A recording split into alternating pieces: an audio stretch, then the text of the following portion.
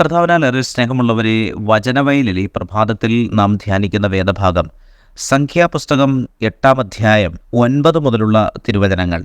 ലേവ്യരെ സമാഗമ കൂടാരത്തിൻ്റെ മുമ്പിൽ കൊണ്ടുവരികയും ഇസ്രായേൽ സമൂഹത്തെ മുഴുവൻ അവിടെ വിളിച്ചുകൂട്ടുകയും വേണം. ലേവ്യരെ കർത്താവിൻ്റെ മുമ്പിൽ കൊണ്ടുവരുമ്പോൾ ഇസ്രായേൽ ജനം അവരുടെ തലയിൽ കൈവയ്ക്കണം. ഇസ്രായേൽ ജനത്തിൻ്റെ നീരാജനമായി കർത്താവിന് ശുശ്രൂഷ ചെയ്യുവാൻ അഹറോൻ ലേവ്യരെ അവിടുത്തേക്ക് സമർപ്പിക്കണം. ലേവ്യർ കാളക്കുട്ടിയുടെ തലയിൽ കൈകൾ വെക്കണം. അവരുടെ പാപപരിഹാരത്തിനായി കാളക്കുട്ടികളിലൊന്നിനെ പരിഹാരബലിയായും മറ്റേതിനെ ദഹനബലിയായും കർത്താവിന് സമർപ്പിക്കണം. പ്രിയമുള്ളവരെ, ലേവ്യരുടെ സമർപ്പണം അത് എപ്രകാരമായിരിക്കണം?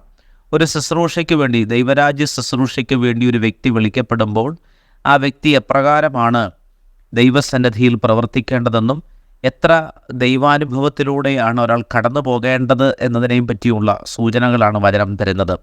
സമാഗമ കൂടാരത്തിൻ്റെ മുൻപിൽ അവരെ കൊണ്ടുവരണം.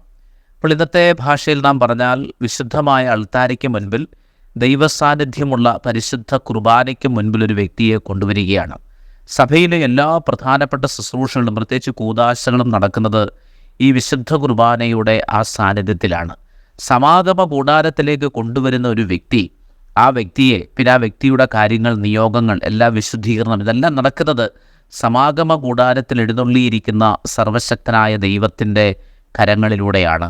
അപ്പോൾ ആ ഒരു കാര്യം നടന്നു കഴിഞ്ഞാൽ ഉടൻ തന്നെ ഇസ്രായേൽ സമൂഹത്തെ മുഴുവൻ വിളിച്ചുകൂട്ടണം. കാരണം സമൂഹത്തിന് ഇഷ്ടപ്പെട്ട ഒരു വ്യക്തി എന്നുള്ളതിനേക്കാൾ ഉപരി സമൂഹത്തിൻ്റെ ആവശ്യത്തിന് വിളിക്കപ്പെട്ടിരിക്കുന്നവൻ എന്നുള്ള നിലയിൽ അവൻ സമൂഹത്തിൽ കുറ്റമറ്റവനായിരിക്കണം എന്നുള്ളത് കൊണ്ടാണ് ആ ഒരു കാര്യം നടക്കുന്നതിന് വേണ്ടിയിട്ടാണ് ലേവ്യരെ കർത്താവിൻ്റെ പാളയത്തിലേക്ക് കൊണ്ടുവരേണ്ടത്. അങ്ങനെ സമാഗമ കൂടാരത്തിൻ്റെ മുമ്പിൽ ഇസ്രായേൽ സമൂഹത്തെ വിളിച്ചുകൂട്ടുമ്പോൾ, ലേവ്യരെ കർത്താവിന് മുമ്പിൽ കൊണ്ടുവരുമ്പോൾ ഇസ്രായേൽ ജനം അവരുടെ തലയിൽ കൈവയ്ക്കണം. അപ്പോൾ ഇതൊരു അഭിഷേകത്തിൻ്റെ ഒരു ആദ്യപടിയാണ്. നമ്മുടെ കൂട്ടായ്മയിലുള്ള വ്യക്തികൾ നമുക്ക് വേണ്ടി പ്രാർത്ഥിക്കുന്നു. അവരുടെ കരങ്ങളിലൂടെയുള്ള അഭിഷേകം നാം സ്വീകരിക്കുന്നു. മാതാപിതാക്കളിൽ നിന്ന് മക്കൾക്ക് ലഭിക്കുന്ന അനുഗ്രഹം അതുപോലെ തന്നെ വളരെ പരിശുദ്ധമാണ്.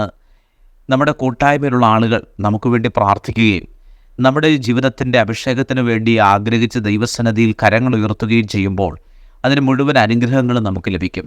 അപ്പോൾ ദൈവരാജ്യ ശുശ്രൂഷ സമൂഹത്തിൽ നിന്ന് വേർതിരിക്കപ്പെട്ടൊരു ശുശ്രൂഷയാണ് എങ്കിലും ആ ദൈവരാജ്യ ശുശ്രൂഷകൾക്ക് വേണ്ടി നമ്മെ വിളിക്കുന്ന ദൈവം ഒരു സമൂഹത്തിന് വേണ്ടിയാണ് നമ്മെ വിളിക്കുന്നത്. അപ്പോൾ നാം ശുശ്രൂഷിക്കുന്ന സമൂഹത്തിൻ്റെ പ്രാർത്ഥനകൾ നമ്മുടെ ജീവിതത്തിന് വളരെ അത്യാവശ്യമാണ് എന്ന് വചനം ഓർപ്പിക്കുകയാണ്. അങ്ങനെ ഇസ്രായേൽ ജനം മുഴുവൻ കർത്താവിൻ്റെ മുൻപിൽ ഈ സമർപ്പണം നടത്തുമ്പോൾ കർത്താവിൻ്റെ പുരോഹിതരായി, അല്ലെങ്കിൽ ആ പൗരോഹിത്യ ശുശ്രൂഷയിലേക്ക് അവർ പ്രത്യേകമാം വിധം ഒരഭിഷേകം പ്രാപിക്കുകയാണ്. അതിനുശേഷം ഇസ്രായേൽ ജനത്തിൻ്റെ സമർപ്പണമായി കർത്താവിനെ ശുശ്രൂഷ ചെയ്യുവാനായിട്ട് പ്രധാന പുരോഹിതനായ അഹറോൻ ലേവ്യരെ കർത്താവിനെ സമർപ്പിക്കുകയും ചെയ്യുന്നു. അതിനെ തുടർന്ന് തിരഞ്ഞെടുക്കപ്പെട്ട ലേവ്യർക്കു വേണ്ടിയുള്ള പാപപരിഹാര ബലിയും ദഹനബലിയും കർത്താവിന് മുമ്പിൽ സമർപ്പിക്കുന്നു. അപ്പോൾ പാപത്തോടുകൂടി ഒരാൾ ഈ ശുശ്രൂഷയിലേക്ക് കടന്നു വരുവാൻ പാടില്ല.